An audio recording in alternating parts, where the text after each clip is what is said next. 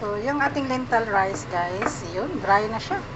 Hintayin natin siyang over dry. Parang steam rice din naman, kumbaga. Dami yatang water. So, hayaan natin siyang mag-dry. Tikman ko lang, titikman. Tikman natin yung rice. Over ano naman yung ano.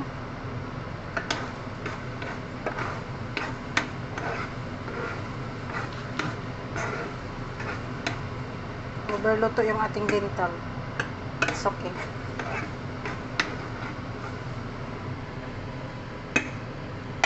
Pinalakasan ko kasi pahinaan ko lang siya.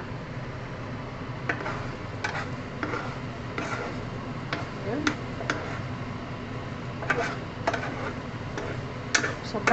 Sobrang ano. Yan, pinahinaan ko na siya. Itikman ko lang yung rice. Tapos, that's it. Saan yung rice nito? Ayan, tikman natin yung rice. Pinahinaan ko na siya, ang ating lentil.